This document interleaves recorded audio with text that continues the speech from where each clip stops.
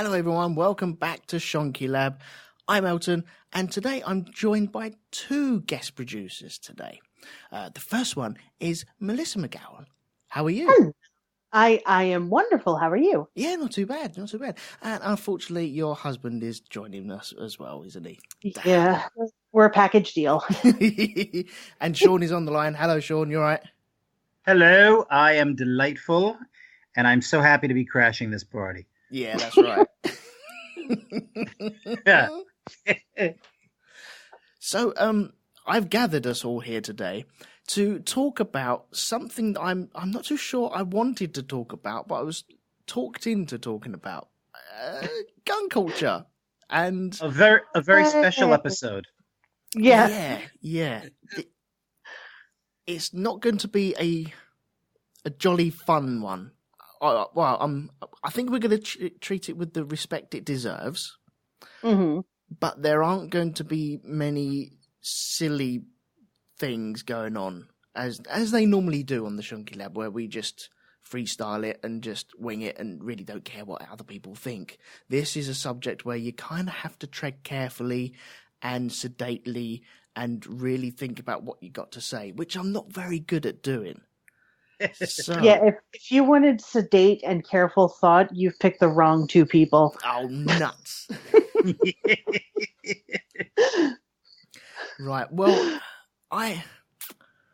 where do we start with this? Because I'll tell you the history and how I got into this week. I was chatting with Andy, and we were just talking about stuff about episodes, what would be coming up on Shonky Lab, and what would I like to do, and what order I would like to do them in. And I was sat there going, I do want to do something, but I'm not too sure what. And then he mentioned, well, how about gun control? And then I was, okay, I don't want to tread on anyone's toes on that. And is it too soon? And do we really want to talk about that? And I was full of ands and buts and ifs. Mm-hmm. And he did turn around and say, well, it's precisely the time people want to talk about it because of recent events. And he mentioned that you two would like to join in on this. So that's how we are, right in this make-believe room at the moment. Okay. So I would like to say up front, it's never too soon to talk about it. It's always too late to talk about it, as far as I'm concerned. Mm-hmm. Here in America, we have, I'd say it's a disease at this point. With guns. And I think we're well past the point where the conversation should have started. I do have hope that we're in a phase where there might actually be some serious discussion about it. I mean, we'll talk more about that later, but I will say at the top of this podcast, I would like to say that given a lot of the recent events and how the actual victims themselves, how the children of this school, the young ladies and men, have handled themselves and are pushing the debate, it's unlike anything we've seen before in this country when it comes to this debate. And so I do feel hopeful for the future for the first time ever on this subject. But this is a subject that it's something that we deal with every day, and every so often when there's a tragedy, it takes the spotlight and it becomes a very polarizing issue, because you have people on one side that want to talk about the issue and you have people on the other side that want to deflect from it. And the ongoing mantra is now's not the time. There's a tragedy happening. Now's not the time. Now's not the time. But then when is the time? I'll just say that I think that we may ramble a bit because we're very passionate about it. I agree. This probably will not be one of the funnier episodes of the Shonky Lab. Yeah. But if it ends up not being a well-liked episode, I will in advance give my thoughts and prayers to everyone. Fair play. I cannot argue with that one little bit. Yes, thoughts and prayers. Thoughts and prayers. Yeah. That thoughts and prayers seem to be the only thing that some people have to offer in the whole gun control debate, because it seems that it's gotten so far out of hand. I understand that here in the U.S. we have the Second Amendment, which, oddly enough, up until about 2008, it didn't actually, it wasn't specifically interpreted as an individual's right to bear arms. Antonin Scalia, who was a U.S. Supreme Court justice, really hit home that interpretation that, individuals have the right to own guns in pretty much any configuration and in whatever number that they'd like. And the way the Second Amendment was written, which I'm sure everybody knows, but in case they don't, it was actually written as, the rights of the citizenry as part of a well-regulated militia in case the government tried to overtake the people, tried to usurp the people's rights. And unfortunately, we've gone way beyond that, and people seem to overlook the words well-regulated militia. And now we have 19-year-olds buying military-style assault rifles and gunning down their classmates. Yeah. So why are we talking about it now? Why is this the perfect time to be talking about the gun culture and what you have over there? Well, I think right now, like Sean said, now is too late. But, I think whenever there's a tragedy like what just happened in Florida, the best time to talk about it is immediately in the aftermath of what's happened. Because if you say, well, it's too soon and we need to let these families grieve and all that kind of stuff, then what happens is you let the families grieve, and then people think about it, and then nothing happens. Because the passion for whatever the tragedy was dies down, out of sight, out of mind. And then the conversation doesn't pick up again until something else happens.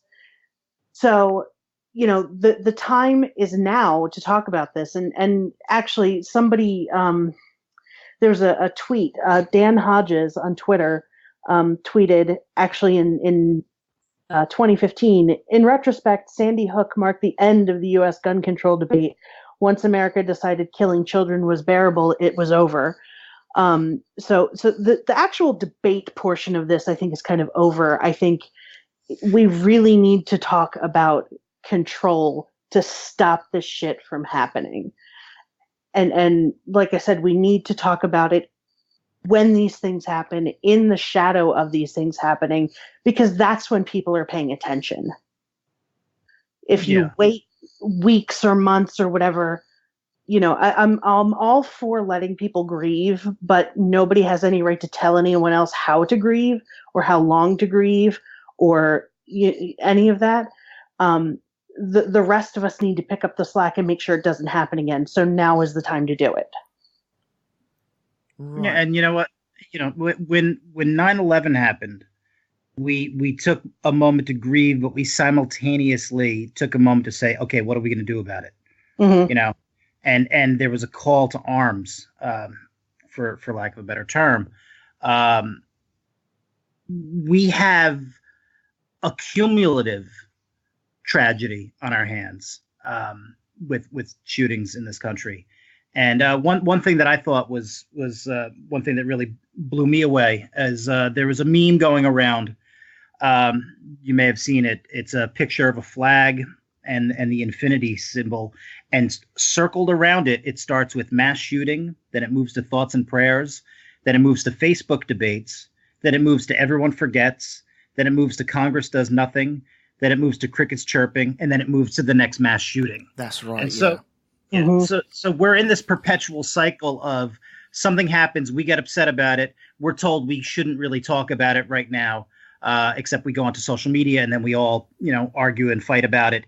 And then no tangible action takes place and we kind of let it go and we start focusing on other things, and then it happens again, and the cycle repeats. So there comes a point where you have to stop and say, no, we're gonna talk about it, and I don't care if you don't want to hear it. I don't care if you think that it's disrespectful to talk about it in the face of the tragedy. If you think we're politicizing it, I say two things to that. One, if I'm ever, and as a teacher in a school that houses about 10 different schools, if I'm ever gunned down in a school shooting, I give everyone within earshot full authority, full right to politicize my death. Please do it, because you will honor me in the best of ways by saying he shouldn't have died, and let's take action to make sure others like him don't die. And obviously the same goes for the children and their families. And I think what makes it remarkable, getting back to something I said earlier, is the children from this particular school are actually taking action, are actually speaking out. And I think that is such a powerful thing, because it takes that whole idea that the other side pushes of, oh, we can't talk about it and you're being disrespectful and don't politicize it. It kind of throws it right back in their face, because are you going to say to the actual victim, hey, you shouldn't own your story and tell us how to feel about what happened to you? Mm-hmm. It's a very powerful moment. And I think that, we're seeing young people mobilize in a very rapid fashion. There are a lot of demonstrations across the country today. Kids walking out of schools and walking to their local houses of government. And I think that I really feel like we're at the beginning of a movement, and it's going to come from a place that it's come from before in this country. In the 60s, we had a civil rights movement, and it was led by the youth of this country in large part, or it was certainly followed through by the youth of this country. And I feel we're kind of at a moment like that again on this issue. But everything up until now has not been so hopeful, because there's been a lot of pushback on any attempt to try and even have the conversation about guns. Mm-hmm. I know for myself, when I've had discussions with people on the subject, people who love their guns, I always enter into every debate with a gun owner with the idea that, no, I don't believe in taking all of your guns away. I don't, I understand the Second Amendment. I support the Second Amendment. I think that it's widely misinterpreted, as Melissa brought up earlier. But I believe in the Constitution, and I know that if you start striking down amendments, you leave all of them open for attack. And I think that all I've ever wanted is to have a sensible discussion on the Second Amendment and on gun rights and what we accept and what we don't accept. And anytime I've entered into a conversation with somebody who loves their guns, it's always gone the same way. I start out going, I have no desire to take your guns away. I have no desire to say you can't have any guns. I'm saying we should have some reasonable restrictions, some reasonable regulations. The amendment itself says well regulated. And the insanity that comes from the other end, the amount, because when you speak to these individuals, more often than not, they don't hear what you're saying. They hear what they think you're saying. You say, listen, I just want to, we should be sensible about this stuff. Maybe we shouldn't have, automatic weapons that literally spray death. There's no need for that. You can't, you don't need that for hunting. You don't need that for any other reason. You just think it's cool. You think it's fun, but it's causing death and destruction in this country. It's the prime choice for anyone who wants to go out and commit one of these acts. And they hear, you're trying to take all my guns. And they react based on, well, if you take that away, then you're going to want to take the next thing away. By the end of the conversation, I end up going, you know what? I do want to take all this person's guns because they're an irrational human being. It happens like every time I have this discussion, with very few exceptions. Just stop arguing with me. Otherwise you won't get any guns. Yeah, right. It's crazy. It's crazy. So you mentioned this Second Amendment being misinterpreted. Mm-hmm. Is that because times have changed, moved on, and weapons have got far more foul? I'm not 100% sure where the misinterpretation comes from. I mean, for a long time, private gun ownership was pretty much limited to shotguns and, the odd handgun that people legitimately used for hunting and for, home defense and that kind of thing. But maybe because, there are all these more aggressive weapons out there that people think, oh, well, this is really what I need to defend myself properly because there are so many bad guys out there. Maybe that is what caused this misinterpretation. And, Antonin Scalia looking at the Second Amendment as a whole, thinking, well, we're going to let people own guns. Who am I to say who am I to say that they can't have this gun versus that gun? But the thing that I find interesting is we do have restrictions on guns already. It's just a matter of where we draw the line. Like, nobody has a grenade launcher or a nuclear weapon for home defense or hunting. And I doubt many people would try to make the case that they should have those things. So if we can already agree that there are certain things that are overkill for the purposes that some of these people claim they need their weapons for, why can't we draw the line a little bit, more realistically? You don't need a bump stock that allows you to fire multiple bullets, rapid fire in a matter of seconds. And you don't need a high capacity magazine. You don't need an AR-15 if you're just out shooting deer. You don't need, a weapon like that to protect your home. And then, that's like the rational, accommodating side of me. And then I think about it a little bit further and I'm like, if you're a responsible gun owner and you want your gun for home defense, it's kind of a stupid argument anyway, because if you're a quote unquote responsible gun owner, your gun is locked in a gun safe and your ammo is someplace else because you never have your ammo in your gun when you're not using it. If somebody breaks into your home at 3:00 in the morning and you wake up, you're half asleep and somebody's in your house, you're not going to make it to the gun safe, unlock it, get your ammo, load the gun, and be able to defend your home all in a matter of seconds before whoever is in your house does whatever they're there to do. Yeah. That's a doozy there, right there. It becomes the one-upmanship, doesn't it? Because I've always seen it, because I'm in the UK, we don't tend to have that sort of stuff around. The coppers don't tend to have guns. We have an unarmed police force. They have their tasers, they have their pepper sprays, they have truncheons and etc. But then they call the armed forces in at a certain point, and they are deployed if and when needed.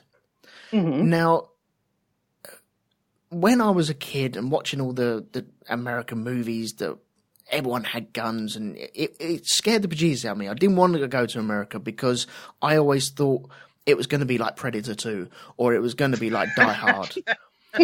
But that's the vision that I always had, and it scared me, and so I didn't really fancy going over there. And I can't help but think, well, the coppers have got guns, so the bad guys, in inverted commas, have got guns to fight the coppers, who also have guns, and then that's how you end up in a firefight. And so it's the one-upmanship, and that person over there, he's got a pump-action rifle. I see it a lot. I don't know guns, okay? So that guy's got a pump-action rifle, and okay, well, I need to one-up him and get a fully automatic or semi-automatic gun and a bolt-action rifle. And it feels like, instead, over here, we just get a slightly bigger drive or a bigger car or a bigger house. And over there, from my perspective, you get bigger guns. And it just spreads. And now you've got, I'm talking from an idiot's point of view, but you've got too many over there, too widespread, and it's run away from you. Oh, no. And that's not an idiot's perspective. That's, I think, a perfectly legitimate perspective. It's mutually assured destruction on a small scale. everybody, you think, and it's not everybody in America who thinks that this way, but people of a certain mindset, the people who think that they need guns to protect themselves, think, okay, well, everybody out there has a gun, so I need a gun that's better than what they have. Because if they're going to come at me with a Glock, then I need an AR-15. Yeah, if they're going to pump 50 bullets into me, I need to put 60 into you. Yeah, exactly. Yeah, if you're gonna make me dead, I'm gonna make you more dead. Yeah, right. Exactly. Yeah, it's completely paranoid and ridiculous logic. Because if someone shoots you and kills you, you're not going to be able to fight back. Right. So does this come to when? So I don't know American history, but the Second Amendment, where you can carry firearms. Am I right in saying that? Like concealed carry and carrying your guns around with you? Well, carry, maybe own or purchase legally.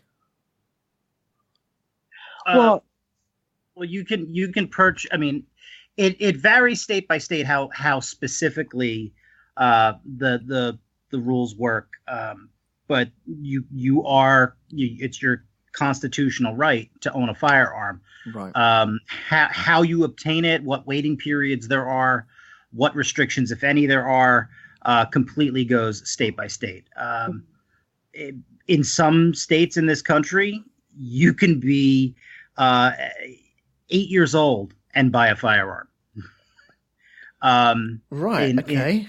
I mean, yeah, it's insane. It's disturbing. It's quite disturbing. And I mean, this individual who committed this act in Florida, he was 19 years old. He obtained an AR-15. He obtained it legally. He's not old enough to buy alcohol. He cannot buy a beer, but he could buy this weapon of mass destruction. Wow.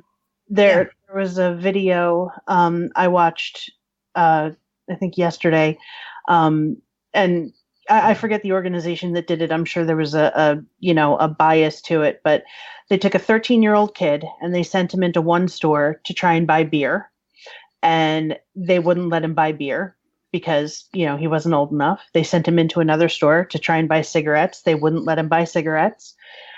They sent him into another store to buy scratch-off lottery tickets. They wouldn't sell him scratch-off lottery tickets. Then he went to a gun show and he was able to buy a rifle. Right. So these kids are allowed to buy the guns, but they're not allowed to buy the beers and then set the beers up on a log and then shoot the beers. Mm-hmm. Yeah. The most illegal thing in that scenario is buying the beer to shoot it. Well, you wouldn't want anyone drunk in charge of a gun now, would you?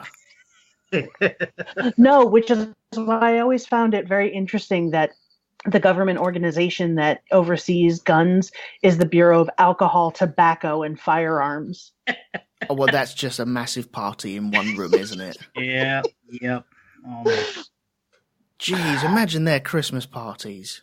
I know, they must be lit. Well, they must just have no ceiling because they're shooting up in the air all the time. They're all pissed and there's just holes in all the walls. Mm-hmm. Yep. Flipping hell. God, America, you make me angry sometimes. Mm-hmm. Makes me angry too, and I live here. But getting back to something Melissa was saying, as far as this attitude of one upmanship and this, I have to have a more powerful gun. I mean, that's the most frustrating thing about engaging in a discussion with gun owners, is because more often than not, and I have to say more often than not because I actually have in recent years encountered some more rational individuals. I do feel like the tide is turning for some, and that's one thing that gives me a little bit of hope. But overall, what you'll find when you engage with gun owners, a lot of times you'll get this attitude of, well, this problem is so big. The only thing that could solve it is more guns. Mm-hmm. There are a lot of people that feel that the solution to school shootings is to arm the teachers. I've heard that as well. Yes, and it's just insane, and it's this idea, this insane and irrational concept of the good guy with the gun is the only thing that could stop the bad guy with the gun. Well, why not put mines outside the schools and then just let the kids know where the mines are? Yeah, exactly. But here's the insanity of the good guy with the gun scenario. Let's say the three of us are involved. One of us is gonna commit an act and shoot everybody else, and the other two of us are armed. We're good guys with guns, and we all point our guns at each other in a Mexican standoff. Yeah. Please show up. Which one of us is the good guy with the gun? Right. How do they know? But and here's another, like, this I think is like the ultimate antithesis to the good guy with gun scenario. You've heard of the movie American Sniper? Yeah. Okay, about Chris Kyle, who was a Navy SEAL. That's the guy that he was a Navy SEAL, and then I'm trying to remember the end of the film now. He was killed by one of his students. I don't know if it was one of his students I think it was a mutual friend. Him and a friend of his went with someone else to the gun range, and Chris Kyle, the American Sniper, he knew that there was something off with this guy. So, and he's armed, and so is his friend, and he's even warning his friend, like, listen, I think there's something off about this guy. Mm.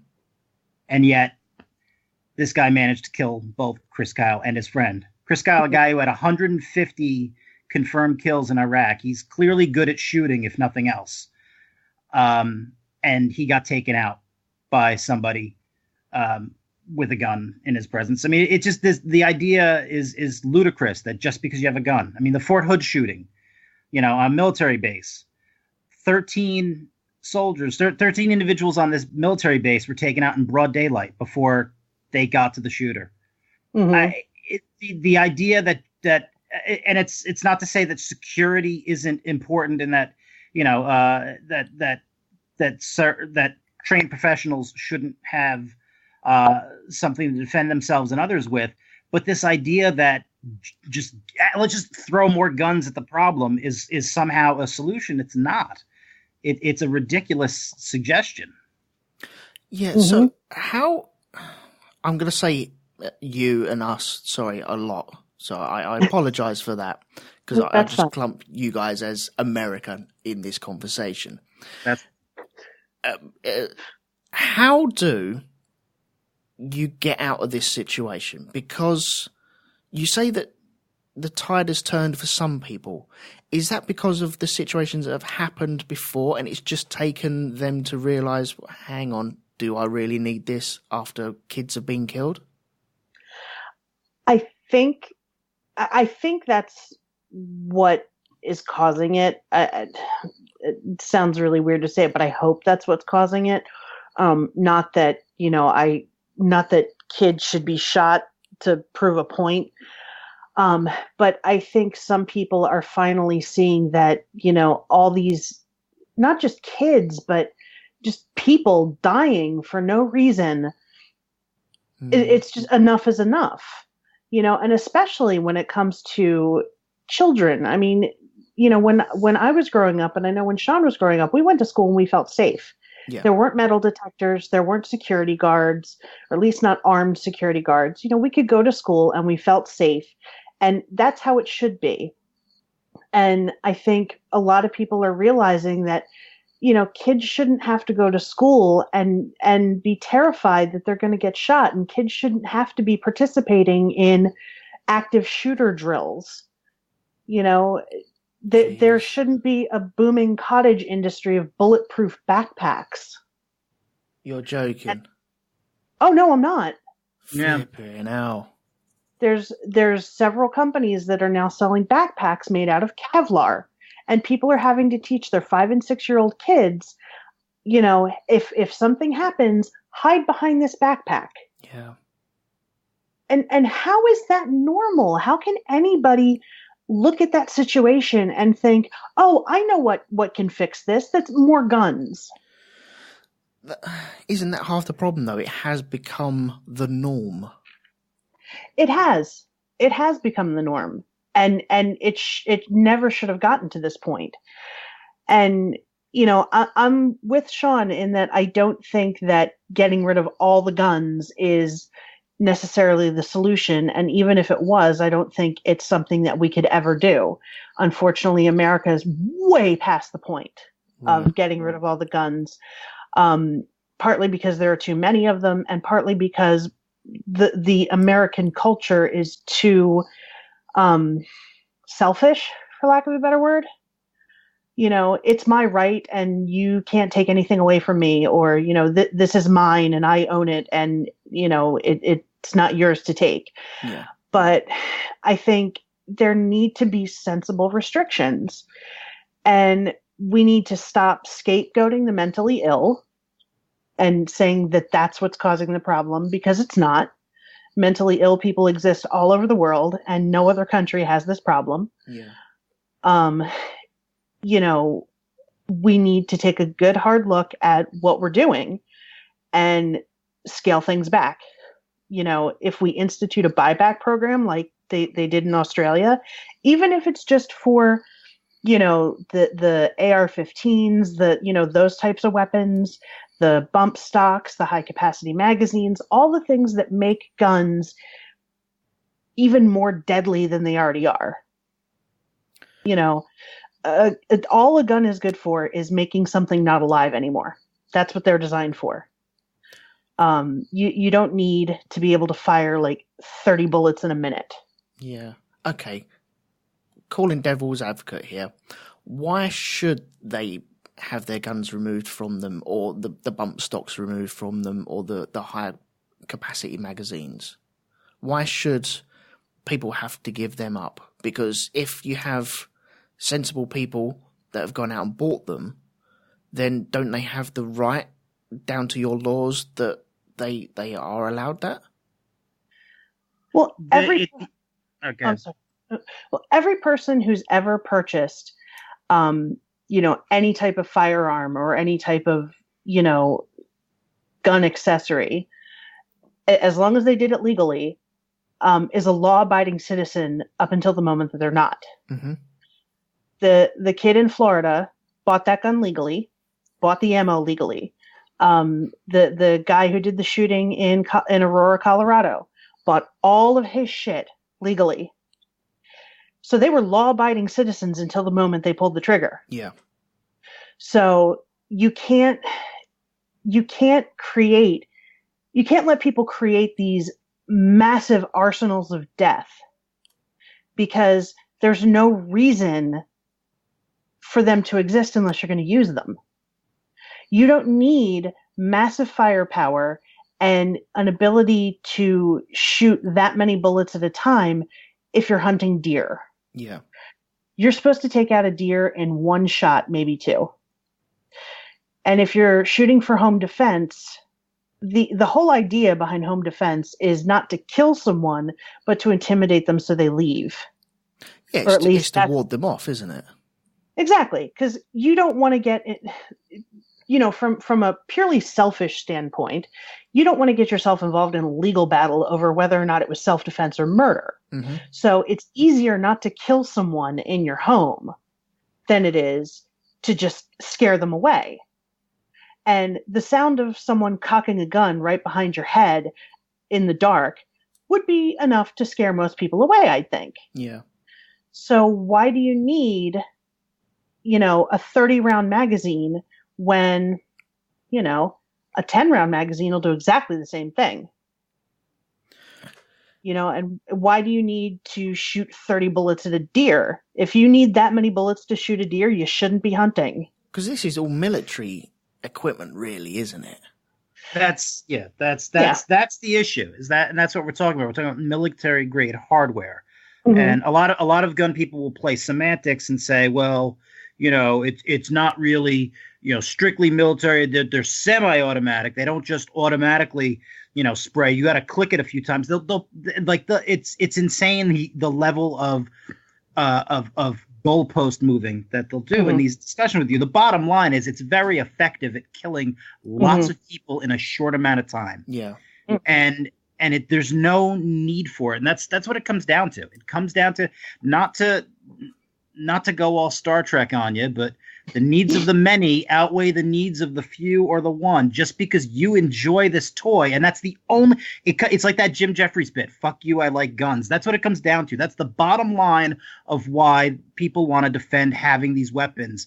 and letting them out in society is because for them, it's their toy and they like it, and fuck you for trying to take it. It's mine and I just want it. I don't care why. Don't rationalize it. I just want it. But there's no actual purpose for it. There's no logical reason for them to have it. It's a want, not a need. Yeah. And so when it comes down to the needs of society, we have to judge wants versus needs. What's best for society? Well, you know what? Maybe you've got to give up some of your wants for everybody's needs. We want children to feel safe. We want teachers to feel safe. I'll throw myself in there. We want everyone to feel safe when they go to school. We want people to feel safe in the public space. You're not going to stop people who are, for lack of a better term, evil, trying to do evil. But what we can do is we can make it harder for them. Yeah. By allowing them access to this weaponry, we make it very easy for them. Mm-hmm. So when you go to school, Sean, do you feel safe in school knowing that something could happen? Ironically, this is going to sound very strange. Ironically, because I'm in a school that has a history of gang violence, we have metal detectors in our school. Okay. So thanks to the gangs, I actually do feel safe from a school shooting because I feel like, our people who come to my building are properly screened. That said, the possibility still exists. We do still do the drills.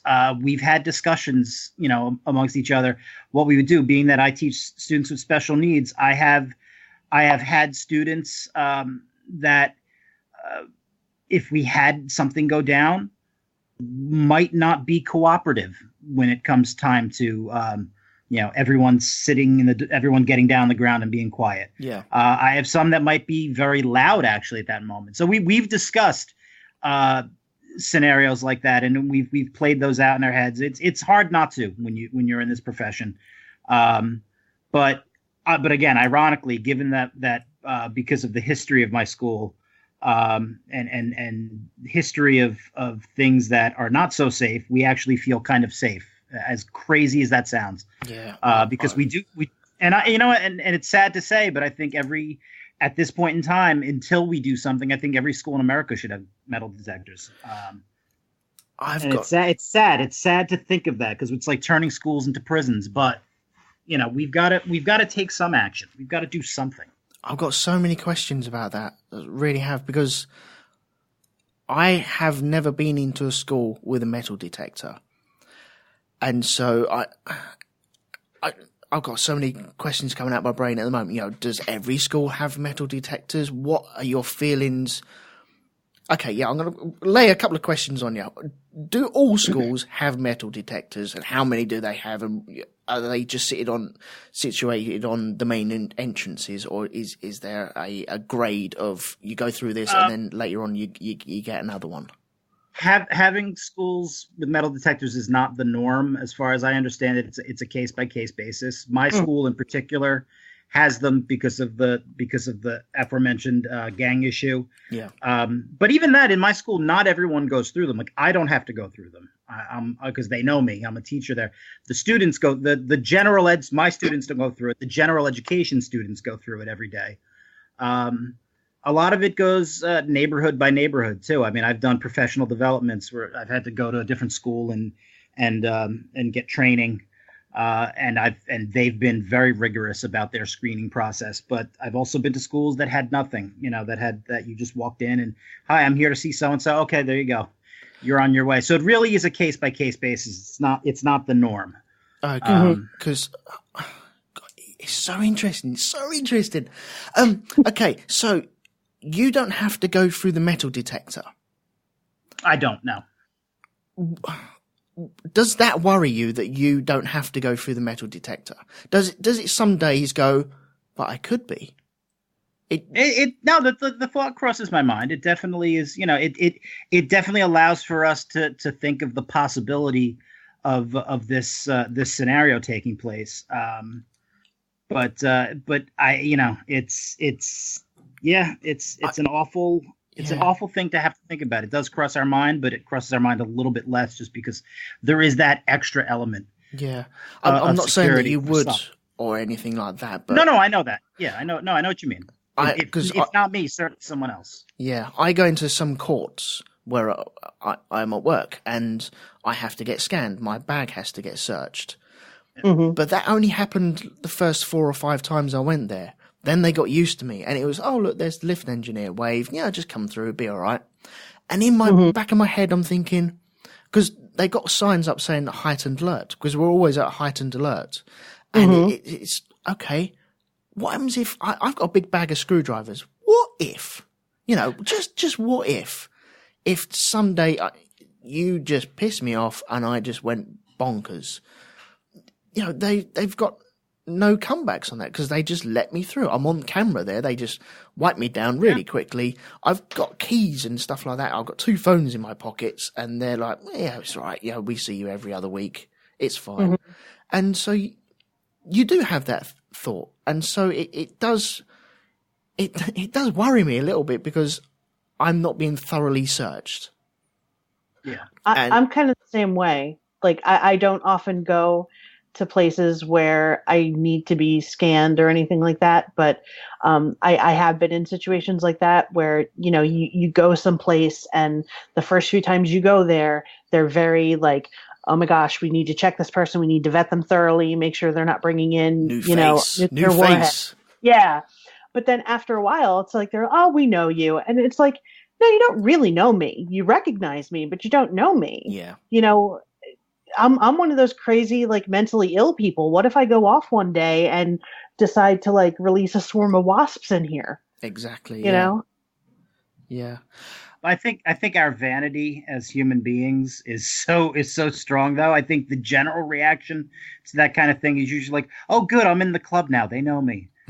I don't have to go through this BS anymore. They know me. They trust me. Yeah, because I'm a good person and I won't do anything wrong."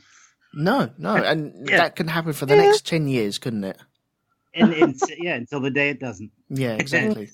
Another question I wanted to ask you, Melissa, I don't know if you go into the schools as well or anything like that, but when a situation like what happened earlier on this year happens, do you go into the staff room, see your colleagues that you saw leave school the day before, and nothing had happened, and you sit down and go, is it that happened again, or, what do we do? Do we start drilling again? Do drills go at the top of the importance league that you have to test them out again, or is it, okay, well, we just carry on our routine? If we're pretty much business as usual. We do our drills pretty much the same time each year, at the very beginning of the year, and then we're supposed to do it again near the end. And sometimes we do, sometimes we don't. They're not. It's funny. I think this might be unique to my situation, given the population that I teach. We pretty much have an understanding that if the shit went down, we would have to do everything in our power to maintain control of our group and to try to fit within the parameters of what they need us to do. Yep. That actually the execution of it is all really going to depend on the day, because it really is one of those things where if some of our guys are having a rough day that morning, they're not going to be as cooperative as perhaps they need to be. Yeah. And so really it's kind of, it's one of those things that's understood. We all know exactly what we're expected to do, but the training can only take us so far. What happens on that day there's gonna be an element of figure it out when it comes. And we talk about that and we don't talk about that. But as far as actually talking about the shootings themselves, like anything else, it becomes a thing where we will, we'll acknowledge it to our closest friends. We kind of have our own little cliques, and we know who feels what way, politically about things, and who feels another way. And there are people you can't bring it up with, and there are people that they're going to want to do nothing else but talk about it. And so I guess in that way, it's kind of like every other water cooler in the country or every other, place. We just but we all kind of understand. There's like an unspoken understanding that one day it could happen with us. Yeah. Excuse me, I'm going to cough. I'm guessing it just becomes one of them things on the news. See, the recent shooting this year, I didn't find out about that until I think the evening after, because this new year, I decided, sod it, I'm going to remove all the news apps from my phone because it's just depressing. It's just constant, dreary news that doesn't make me happy. It's another paedophile call. It's another murder. It's another stabbing. And it's just not fun. And it's not good for you. And so I just made a conscious decision, remove it. I just don't need it. And if big news needs to get to me, it'll find me. It'll trickle through.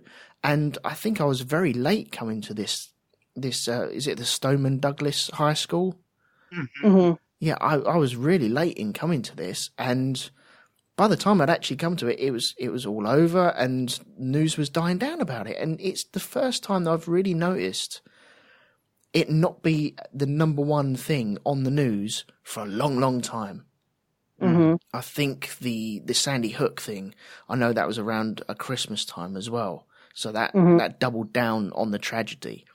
Yeah, but that was big news for a long, long time. And this seems to, it's almost as if, well, we've tried to help America. We've given our solutions, and the top men don't seem to be listening too much, and it's going to happen again. So let's move on to the next story. And it's quite sad, to be honest. It's really, really gut-wrenching. Yeah, it all just falls back into that 24-hour news cycle like anything else. And like I was leaving the oral surgeon's office after having a couple of wisdom teeth taken out, and I was leaving the building and walking past a bank of televisions, and I saw Parkland, Florida school shooting, 17 dead, and I'm kind of horrified that my reaction was just like, damn, that sucks. Yeah. Because we over here, we hear about this all the time, and you get numb to it, not because we're bad people, not because, we don't care, but it's like it's like battle fatigue. You just don't have anything left in you anymore. And next week there'll be another one. Of course. Yeah. So how often do these things happen? Because to the idiot like me, I don't really hit the news nowadays. Is it a weekly occurrence that this sort of thing happens? And does it become like the 2-inch column news nowadays? Well, I mean, it's not, just like little bitty news stories. Like, it's there. Like, it's front page news and, at the top of every news program, but for about 24, 48 hours. Yeah. Not like, when Sandy Hook happened, that was all that was on the news for at least a week. Let's see. I'm trying to see exactly how often this does happen. There was a statistic going around that this was the 18th school shooting since the start of the year. I heard that as well, yeah. That's not technically true. Okay. The group that put that statistic out there is a group called Gun Safety for America, I think, or Moms Demand Gun Safety, and their criteria for what counts as a school shooting is pretty broad. One of the shootings was somebody committed suicide with a gun at a school that was no longer operational. Okay. And one of them was like a shooting that took place at a school, but it was after hours and there was nobody there. So their statistics are a little wonky. Yeah, but I think their heart's in the right place, though, isn't it? Oh, absolutely. Yeah. Absolutely. There have been 11 school shootings since Columbine. or 11 school shootings since Columbine have been mass shootings. And they consider a mass shooting any shooting that's 4 or more casualties. Yeah, because I'm looking on a Wikipedia page at the moment, and it's scary because they've now done a top 20, and it's the top one is the Las Vegas shooting with 59. Yeah. Killed. And that's the thing too. We're talking about schools. I mean, it also happens in other public places. You have Yeah. the Vegas shooting. You have Aurora, Colorado. You have, I mentioned Fort Hood earlier. You have the Pulse nightclub in Miami. It's mass shootings are the frustrating thing is that they don't have to happen other than for the fact that people have that attitude of fuck you, I like guns. There's no reason for these high-powered weaponry. Would it have prevented every one of those tragedies? Because again, this is the one of the big talking points you'll get from gun people is that, well, someone who wants to do something, they're going to do it. Yeah. And that let's accept that as true for a minute. Would they have done it as effectively? If someone has a gun, he'll have a knife. Okay, let him come at me with a knife. I like my chances better. I would have loved to see the Las Vegas shooter inflict the same amount of death with a butter knife. Yeah. I mean, it's that attitude of, we can't do anything because, someone's going to find a way. The gun laws aren't going to help because criminals don't follow laws. Well, then the logical conclusion to that is then let's not have any laws. Let's have anarchy. Let's see how that works. Yeah. There's an inability to accept some level of let's be responsible and let's try and let's be sensible and have common sense about things. I think that if you were to look at things like assault rifles in the same vein that you look at grenades, grenade launchers, landmines, tanks, fighter planes, nuclear weapons. The Second Amendment doesn't even mention guns. It mentions arms. All those things I just mentioned are arms, but we do have the common sense to go, well, the average person shouldn't have those. Mm-hmm. I think we need to extend that list to other things that the average citizen shouldn't have. There's no purpose for them to have them. Yeah. But that's unfortunately for years we've been met with a lot of resistance. But to get back to something that was asked earlier, as far as believing in things changing, it's a relatively new thought for me. I don't think my generation will do it. I don't think the generation that came after me will do it. I think we're pretty much lost. But I'm seeing something from these kids that are speaking out and that across the country are starting to speak out. I have a very strong feeling, and I will fully admit it's based mostly on hope and personal wish. But I have a very strong feeling that these kids are going to be the difference makers, that they're going to be the ones to change the conversation because they don't want to have the old conversation that goes nowhere. So what are they doing that's different now?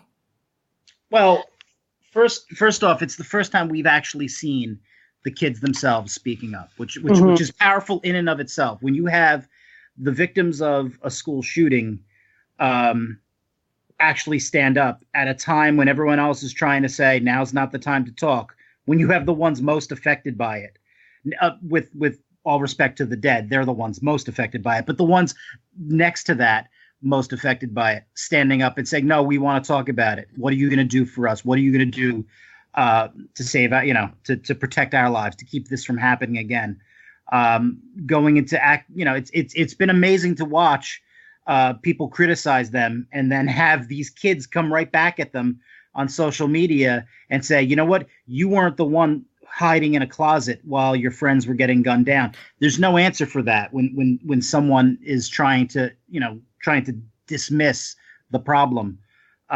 So I think that the kids of that school in particular taking lead on this and becoming politically active, I think that makes a huge difference. And I think kids around the country are watching.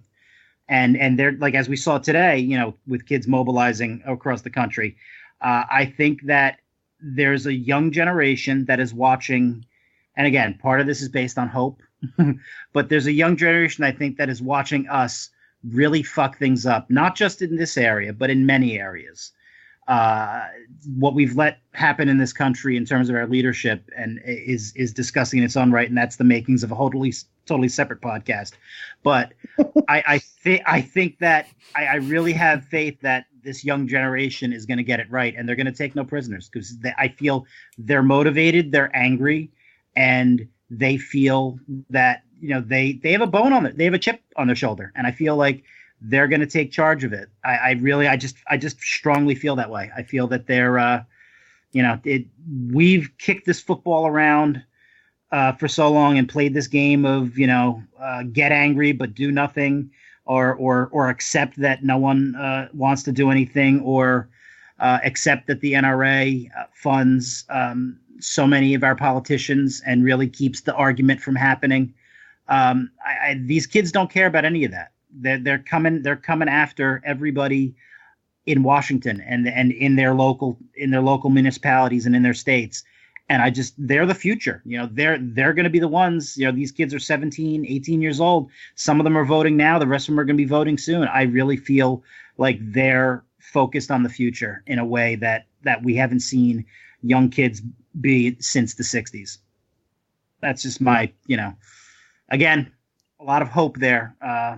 But I really have that strong feeling, because I've never seen this kind of reaction. I've never seen the needle move in dialogue on this subject as I have in this past week and a half. Yeah, I've seen some of the kids come out before, or have I? Have I seen just young parents come out before? But it seems that there's a lot of the victims and the people affected by this that have come out, and also other kids from other schools that have been affected, or there seems to be a movement happening. And am I right in thinking that they're all going to, is it walk out of school all at once if nothing changes? There is a walkout plan. I'm sorry, Melissa, do you want to share that information? Well, there's a walkout planned on the 14th of March. They're doing a 17-minute walkout, 1 minute for each student who died. And then on March 24th, I believe, is the March for, is it March for Life? No, I can't remember. I believe that's what it's called, the March for... Well, there's another march on the 24th, and that one's taking place in D.C. and probably other cities. March for Our Lives. March for Our Lives. Yeah, March for Life is a anti-abortion thing. March for Our Lives. Because I think kids, young people have realized that they can't afford not to be invested anymore. Mm-hmm. This is absolutely their lives on the line. Do you think that they see it as their problem now? Yes. Yeah. Generations of not giving a damn and not doing anything about it, unfortunately, have made it their problem. Yeah. I think people like to shit on millennials as, being lazy and not giving a shit and all this kind of stuff. But they're actually some of the most well-informed and politically active people in our country, especially the younger people in that millennial group, because they realize that we fucked up the environment, we fucked up politics, and everything that we're doing is literally killing them. So what other choice do they have?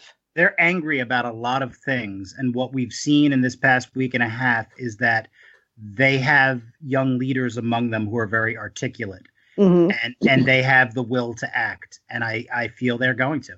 I feel that those on the side of guns that have failed to compromise over the years, I think they might find out that they're going to lose more than they ever would have had they come to the table. Because I really feel like these kids are going to take no prisoners when they get the chance. And do you feel that this movement has started and won't stop now? Because you have that worry of it starting and then people not listening, and then they go, oh well, look, we're not going to change anything? Do you get the feeling that this is the time that it all changes now? I have hope, but I also have fear. Do you guys have the Peanuts cartoon in the UK? Mm-hmm. Okay. Yeah. I have a lot of hope in these kids, but at the back of my brain, I do have the fear that once again, this will be Charlie Brown having the football pulled out from under him. I'm a little bit less cynical, or a little bit less fearful of that. I think our culture is changing so rapidly right now. We're seeing so many things change for the better. We're seeing, the Me Too movement, women speaking up. We're seeing, the LGBT community get recognition and acceptance and rights that they never had before. I think we're kind of we're in like forward motion mode right now.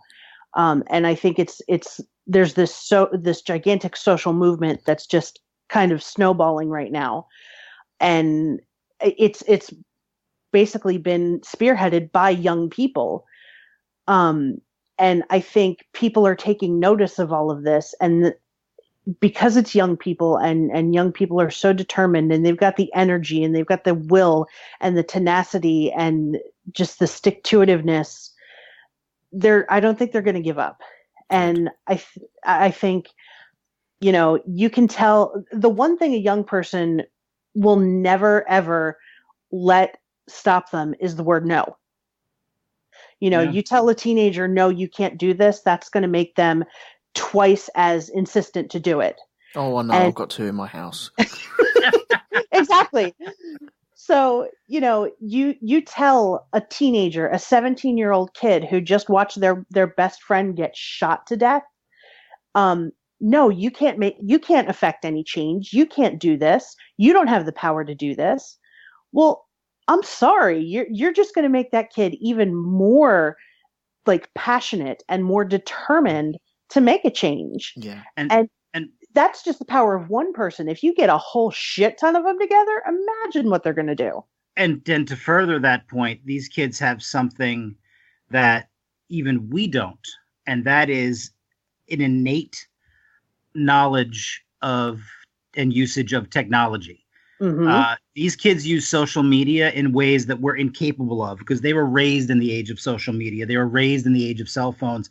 It's like a second language to them. Mm-hmm. So they are able to mobilize in ways that would take us considerably longer to do. They can mobilize very quickly, and they can target their actions much more effectively, and they can reach each other and get each other fired up in ways that we probably can't, because they just, again, their usage of technology, their usage of social media, their usage of texting, it's innate. It really, it's like part of them.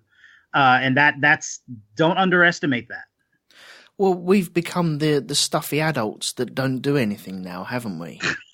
Don't remind me. Look, when 9/11 happened, we weren't the stuffy adults. We were the Generation X, or whatever you want to bloody call it. But we were that sort of age going into looking up at the adults. And now somehow, I don't know how, but we have become the adults. And now that generation below us is starting to sweep through. And we kind of need a kick up the arse to really make a difference. Because otherwise, I'm hoping that they don't stop in their wave and their movement, because if they do, then the old toffs have won, haven't they? And nothing would change. Mm-hmm.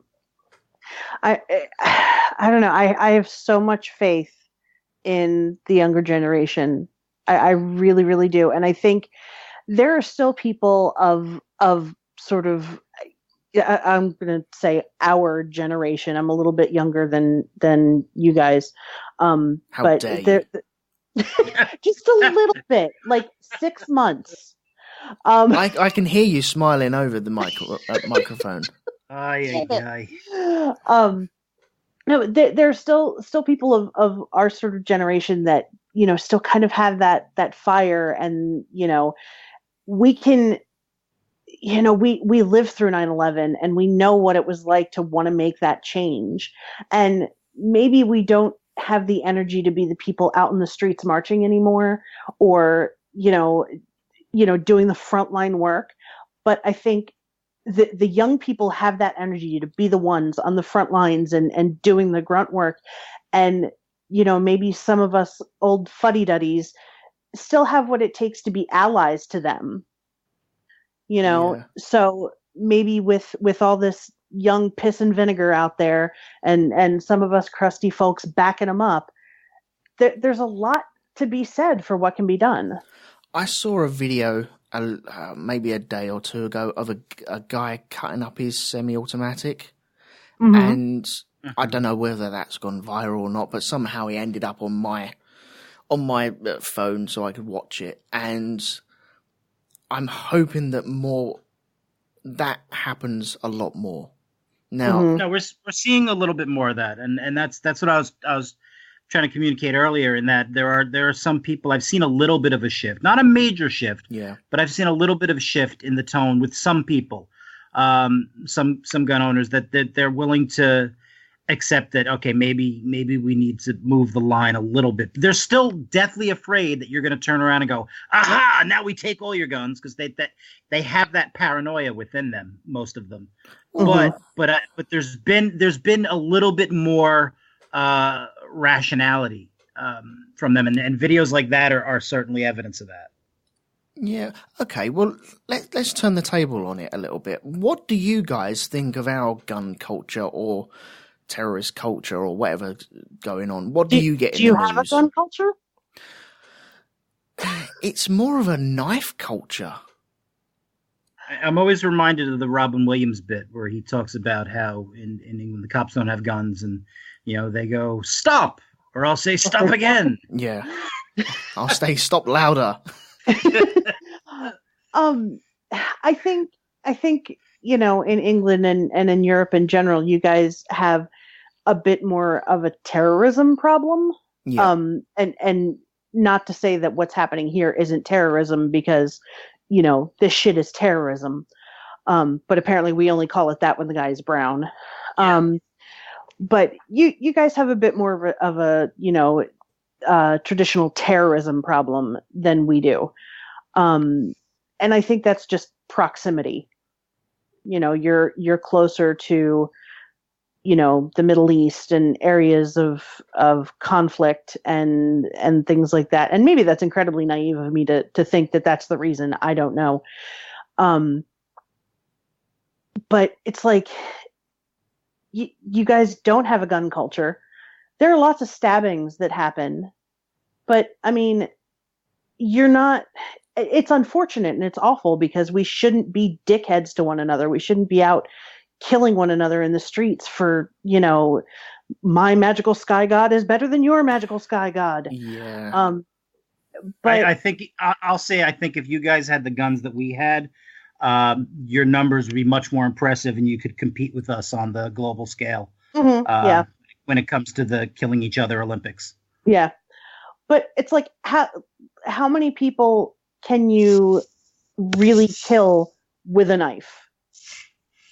Oh, yeah, exactly. Yeah. I'm sure you could do a great deal of damage, but at some point you're going to get overrun, aren't you? Yeah. And, it's easier to, I don't know if it's easier. I would think it would be easier to wrestle a knife away from a guy, because, if you're at a distance, the guy can't do anything to you. Whereas if you try and, wrestle a gun away from a guy, he can still shoot you when you're still far away. Yeah. At the very least, while he's stabbing me, you can grab him and get him to the floor, as opposed to him standing there and shooting both of us. Mm-hmm. And I can just shout, stop it, quite loudly. That's not very nice. Yes. Naughty man or lady. If you stab me again, I shan't make you a cup of tea. Exactly. Yeah, well, that's exactly the line I was going to use. Well done. I understand how it works. No biscuits for you. You may move over whenever you wish. You are now ready. Oh, thank goodness. Because we've had, I suppose it's more terrorist attack than anything else. I'm looking at a little list of major, we call them massacres over here. I don't know why, but it's classed as massacres. We had 3 major massacres last year, and 2 were in London, 1 was in Manchester. And do any of them ring any bells to you? We had Manchester bombings. Did you hear about that? No, absolutely. Yeah. That was the Ariana Grande?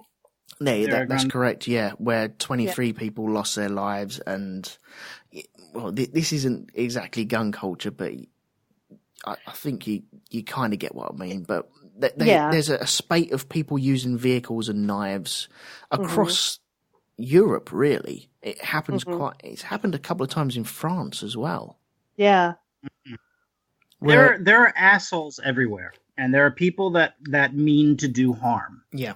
And the question comes down to what actions can we take to prevent that? At the end of the day, we all have to admit that there are going to be determined individuals who are going to be extremely skilled or extremely lucky and are going to avoid all efforts to be contained and are going to find some way to do whatever evil deed they want to do. We have to accept that. That's just life.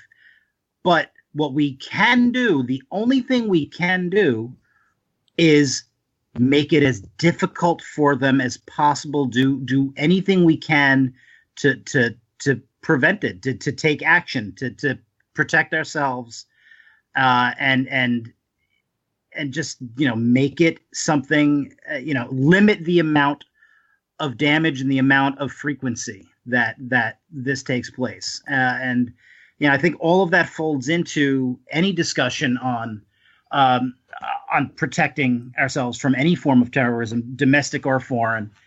And I think that if we have a proliferation of weapons in any culture, it's going to do nothing but serve to help the side that would do us harm. Yeah. Which is the opposite of the argument that we always get when we talk about gun control here, is that you're not going to stop them, and if they want to, they're going to do whatever they want to do. So at least let us have guns too, so that we can stop them when the time comes. Yeah. And it's an irrational, way to look at the world.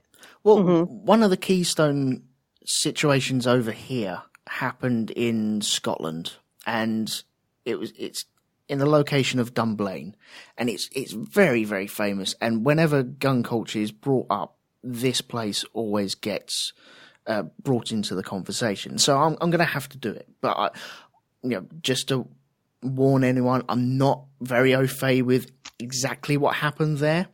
But I know that 18 kids and a teacher, I think it was, and possibly the gunman is included in that number, were killed during this.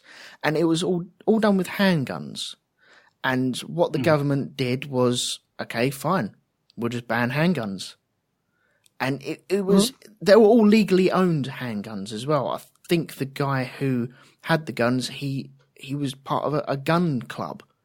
And I remember when this happened, I was working with some guys in London, and they were part of a gun club as well. And they were a bit miffed that they'd have to give up their guns and keep the guns at the club. But then they also realised why they had to do that. And so it was a case of, well, I don't want to get lumped into the same pigeonhole as this idiot who's done all this horrible stuff. So, okay, fine, we'll just follow the laws. I'm not going to fight it. It's good for the country and good for the countries involved. So that's what happened. So I just hope America could do that. One thing I have to say that is, despite all the hope that we expressed earlier, even in the best scenario, let's say tomorrow we enact very stringent gun laws and we try to get the problem under control. One thing that does hurt us is that by not doing anything about the problem, we've allowed for a proliferation of guns. There's I forget there's something like 300,000 guns floating through 300 million. 300 million. Sorry, I meant million. Sorry, 300 million guns. So just on a numbers game, even if tomorrow we enacted legislation that made it very difficult to obtain, a firearm, that you had to go through extreme background checks, that we banned assault rifles. If we put in the most stringent gun laws, you would still have enough guns on the street for those that wish to do us harm to get access to those guns. It would be harder for them, but easier than having to try to go through regular channels if those guns weren't out there. So even in the best case scenario, if we do finally get on the right page and enact sensible gun legislation, it's going to be it's going to take time before we actually see the fruits of that. We're talking years as well, aren't we? We're probably talking decades, to be honest, because there's just so many guns out there. And that's one thing we have to be honest with. And the upsetting thing about that is going back to our discussion before, where we had hope for the future. Those that would be rooting against these changes, those that like to say, oh, you're not going to stop it, and you still, bad guys are still going to get their hands on guns for a certain amount of time until we ran through that stock of excess guns in this country. For a certain amount of time, they'd actually be right. Yeah. Because the guns would be out there for them to get. However, we're going to move further and further away from the possibility of doing anything if we continue to do nothing. Right. So do you need a lot more people in America to just turn around and say, no more? And an amnesty maybe would help? I don't know if I don't know if an amnesty program would work. In the same way, I don't think like a buyback program would work necessarily, because there are just some people who love their guns and they don't want to give them up. I don't think you're going to get guns out of some people's hands without laws that make some of these guns illegal. The Charlton Hestons of the time now. Yeah, exactly. That's not to say that, it's not worth trying, because, even if we get some guns off the streets and, out of people's hands, hey, that's better than not doing anything at all. Yeah. Yeah, if you didn't try, then, if you don't try, then you've already lost, haven't you? Exactly. And, like I've said, I don't necessarily think that we need to get rid of all guns. I don't think that, we have to ban every single weapon out there, but there needs to be some kind of reasonable limit to things. If you say that you want a gun to hunt, okay, you can have this rifle, or you can have a crossbow, you can have a shotgun. These are your options. Yeah. And you can paint it whatever color you like. That's fine. You can etch your name into it. You can make it look really badass. Yeah. But these are your options. And if you want a gun, for home use, to protect your home, well, you get a 6-shot revolver, because that's really all you need. Or if you want to be really, really liberal, you get like a 9mm or something, if you absolutely have to have like that style of gun. Yeah. And that's it. And again, paint it whatever color you want, put your name on it, make it, pink camo, however you want it. And then if you really feel that it's important that you have access to shooting a machine gun, an AR-15, something like that, you go to a licensed gun range that has these weapons, and you can go there, and for 15 minutes or however long it is, you go in there, you shoot it, you get your rocks off shooting a big boy gun, and then you give it back to the people who have ownership of it, and they lock it away so that nobody can get it, and then you go on about your day. Yeah. Oh man, the dream. I know. See, okay, as you were saying that, I was thinking, okay, yeah, a gun club would be the perfect situation where you could take all your guns there, you could lock them up. Obviously, you have to pay a fee, but, you know, we'll sort that out later on. But you could do it safely and efficiently, and then you wouldn't have to worry about any recourse from that. But then, okay, you've got people in the sticks who don't want to drive 2-3 hours to get to their nearest gun club. And so they have just as much right to fire a gun. But then again, you think, do you need it? That's the thing. I get why people want them. I just don't see why they should have them. See, you have the right to bear arms, but nothing says anything about your right to shoot them. Right. So maybe taking a cue from Eddie Izzard, you can have as many guns as you want, but no ammo. Yeah, that would work. That would work. Or Chris Rock, who said, you know, forget gun control. Let's have bullet control. Make bullets $1 million each. No one's gonna fire them off. Well, yeah, exactly. Yeah, Oh man. It's like that cannon in GTA that costs $500,000 every time you shoot it. Yeah. But I'd be down with that. The thing that Chris Rock said, that's going to carry on for decades, That's just going to be repeated again and again and again because it's so close to home. Yeah.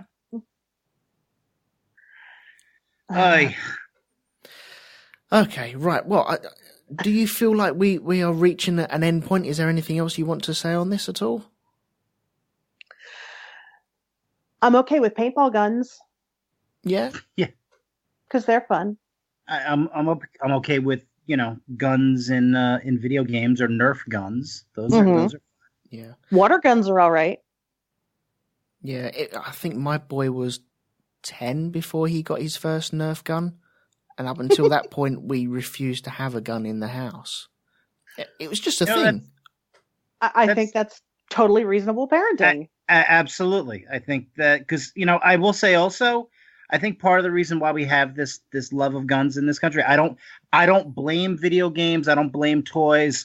I think that it's a multifaceted issue, but I do think that we have a love for weaponry. We think it's cool. We think it's exciting. And I think part of that does come from a young age and having toy guns and whatnot. I do think that certainly is one of the starting points for it. So I have no issue with, you know, waiting until your child's older to introduce him to, you know, something like that's a Nerf gun. Because a Nerf gun is ridiculous and absurd. But, you know, when the younger you are, the more you go, oh, I'm playing like this is a gun.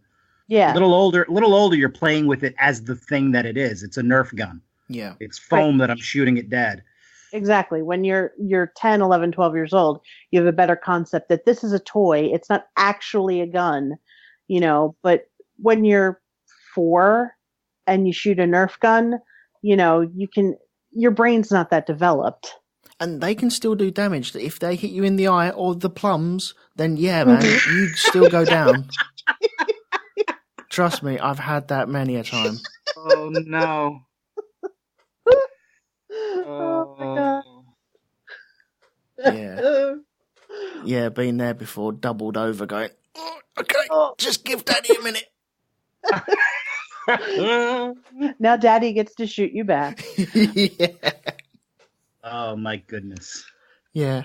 I'm glad you mentioned the video games because I'd totally forgotten all about that, but yeah, I don't believe that this gun culture comes from the video games at all. I think that's just a media thing where they that's a nice idea that we'll play along with for a little while, and so they hack on video games and rag on the mentally ill, and you're like, no, you've got it all wrong. No, exactly. It's part of a big scapegoat search. I mean, these things all in conjunction with each other can definitely play a role. But the one major component is the weaponry, the access to the weaponry.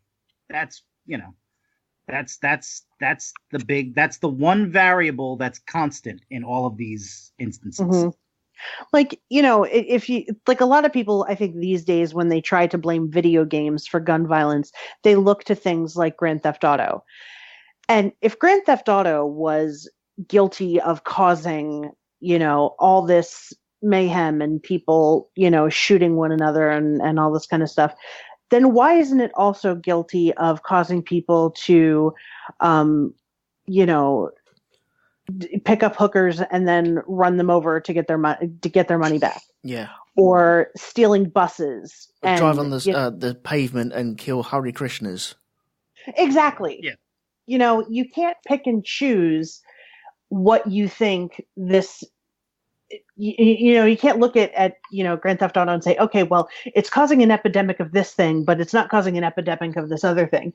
Because I'm sorry, it's much more fun to steal cars and run people over on the sidewalk in GTA than it is to just shoot them. Yeah. I think.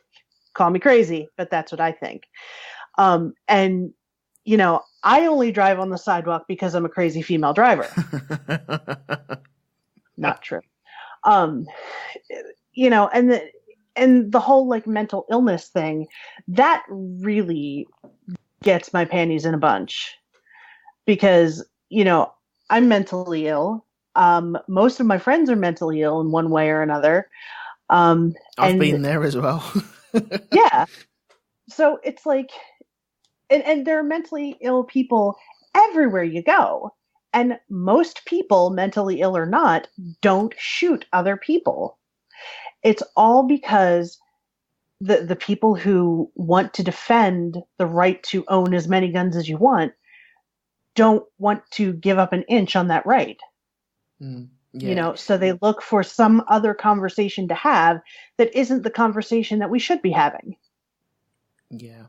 So, yeah, let's try and get rid of them, I suppose. That's the guns I'm are the going to people. take away. Oh, well, I don't know. Imagine a desk just full of horrible people, and you just sideswiped it and dropped them all to the floor, and then just sat your bottom on them. That's what I'd like to do sometimes. Yeah. Sometimes I think, America, it's just a plane ride away. I could come over and just take it back from you. It's just easy.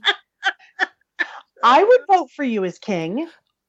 Well, I would send my ambassador, the Queen, over, and I tell you what, she would just rock up and go, no, that's all she'd have to say. Nope. She'd have a frowny face. She'd walk down the stairs of the plane. She'd have a frowny face, and you'd be like, oh shit. Oh no, we're in trouble now, aren't we? And she'll just look at you and go, no, this won't do. This really won't do. And then we'll just drape a massive doily across all of America, and then you'll be ours. I am so on board with this plan. You have no idea. My goodness. Oh, that sounds delightful. Right. I think we better end it there, just in case before we go full Monty Python on everything. Yeah, we undermined our promise not to be funny this time. Yeah. I knew we were going to break that one. Oh yeah. Yeah, but it wasn't crass though. I hope it wasn't taken as crass anyway. I don't think it was. I think, you know what? It's a very tough subject. I think there's nothing light about the subject, but we found levity. Mm-hmm. If anyone was offended, my thoughts and prayers are with you. Mm-hmm. Yeah. Right. Thoughts and prayers. Okay, well, thank you very much to Melissa and Sean for joining me for this one. This has been excellent. I've thoroughly enjoyed this. I've learned so much already again. I'm starting to learn stuff on these podcasts. It's crazy. I wasn't expecting that. And since we didn't get to do this on Mixler with instant feedback from people, if anyone has any hateful comments or anything, Melissa could be reached at. Give your email address. You can find me on Twitter at Missy McMoon.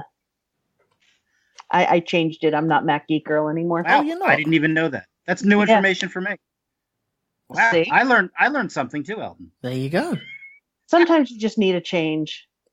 Yeah, that's true. Have you guys got anything to plug at all that you'd like to get out there to the lovely listeners out here at the moment? Oh God, I don't want to tease everybody because we seem to do that a lot, but Yeah. let's just say possibly, maybe. Possibly, maybe. Possibly 2020, maybe. 2010. Yeah. 2020, 2021. 2010? I know, I forget. We're going back to the future, Marty. There's a possibility. We'll see what happens. Okay, that is a massive tease. Well done. We do our best. Good. You can catch me on all the stuff that's on Rogue2Media as well, and along with the Black Dog Podcast as well. So pop along to the blackdogpodcast.com and RogueTwoMedia.com. We have all the normal stuff there as well. We normally do this live via Mixler. Something went wrong with my cables and stuff, which I'm going to have to go out and buy some new ones. So hopefully next time we will be recording and it'll be on the Mixler, which is mixler.com/Rogue2Media. And there's a chat room there and people join along and they can throw their opinions up there as well. And they can also Skype in as well if they really want to. So pop along to the Shonky Lab Facebook group, which is shonkylab.com/groups/Shonky Lab, and all the information will be put up there. So until next time, thank you very much, guys, for joining me. This has been excellent. Thank you for having us. No worries. And we'll see you later. So please leave quietly. This is a residential area.